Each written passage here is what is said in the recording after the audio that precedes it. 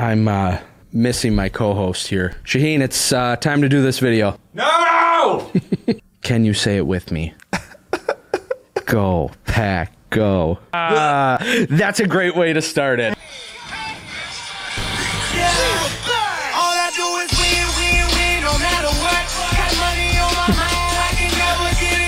You like this?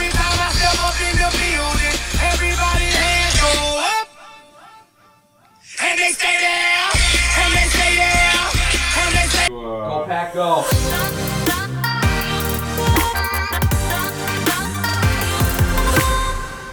Shaheen, there's no purple on you today. What's the deal? You told me I couldn't wear purple today, so why purple. did I tell you can't wear purple today? The Vikings lost. I don't want to say that too loud because... the Vikings lost. The Packers conquered the border battle to improve to 2-0. Sad and depressed today. So if we take a look back at your picks from the first video we did, you had the Packers going 0-16. Yep. They're now 2-0. Last week you had them going 1-15. They are now 2-0. Where do we stand now? 2-14. Still a pretty terrible season. So okay. Oh goodness. I believe I picked the Vikings to beat the Falcons. You did. Correct. And I picked the Packers to beat the Vikings. Also correct. How are you feeling today? This hurts. This hurts. In what ways? I want to hear all about your sorrows. The Vikings, you know what? I don't know if you're going to agree with this because you're a Packers fan, but from my perspective as a Vikings fan, it's not that the Packers won, it's that the Vikings lost. I see you're not buying it. Clearly. I will give you 21-0, like a minute into the second quarter was pretty embarrassing. Yup. And I just about shut the TV off. But the rest of the game, your offense didn't do a dang thing and were terrible. And then the Vikings were just, this is going to hurt me to say it, more terrible. I am one of those Vikings fans that I have no problem blaming it on the refs. I will not say that's only the refs' fault, but they definitely were also terrible yesterday. That was, I saw one meme. I think it was an actual picture from the game, but it showed the official with like 4 flags on the ground behind him. And it said, penalty on the Vikings for not being the Packers. That seems accurate. That seems basically like what happened. But also, Kirk Cousins had a terrible day. Before we even talk about how just horrible your quarterback is, I talked to you the morning of the game, and exact words out of your mouth, exact words. Okay. I have never felt so comfortable going into a game against the Packers. And I say, why? And you respond with, there is literally no competition at all. Dang it. Dang it. Oh, okay, now we can talk about how horrendous Kirk Cousins is and how you gave him $84 million guaranteed dollars. And halfway through the game yesterday, he was like 4 for 14. Yeah, I think he ended up with 2 fumbles. One of them lost, 2 interceptions, had like a passer rating of 35 or, terrible. I don't know the numbers went that low. So what you're saying is at the end of the game, he was even more terrible than he was before it even started. I don't know how that works, but yes, Kirk Cousins got worse. But, it's not like we paid him $6,000 per yard last year. I wonder. Okay, so Kirk Cousins is making $28 million this year. Yeah, guaranteed. Yeah, no matter guaranteed. What. He can have a 35 passer rating every other game, and he's making $28 million. Okay, we're doing the math here, and that's 1.7 million per game. He completed 14 out of 32 passes. How much money is that per completion? $125,000 per completion. So like 4 years of my life. Salary. Yeah, he was horrendous. Yeah, that was bad. I will give you, and I agree with you, that the Packers offense came out quick and they dominated the first quarter of that game. And 1 minute. And 1 minute of the second quarter. And then they hung it up and they handed it over to the defense for the rest of the game. The Packers offense were begging the Vikings to beat them. Yes, your team gave my team so many chances to win the game, and every time we just went, nah, no thanks. We don't want that. You know what's been working for us all day? The run game. So how about when we get to the red zone, we just abandon that? Seems like a good idea. That was a good call. Oh my gosh. Cook had like 190 yards. Oh, he broke a record for himself. Yeah. Just give him the ball more. Again, the Packers were begging them to win that game, and they just chose not to.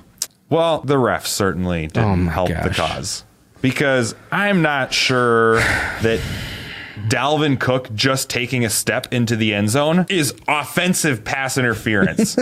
What a BS call. You know who you can thank for that? You can thank the Saints for that one, because they're the reason that rule exists. It's just one more reason why I hate the Saints. Why else do you hate the Saints? Lots of reasons. Anything specific? Favre sprints to his right, throws back across the middle, and he's intercepted.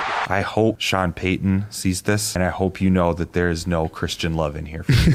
Oh, jeez. Dirty Saints. Well, what else was going on in the league? Drew Brees is out for like half the season. Roethlisberger is out for the whole season now.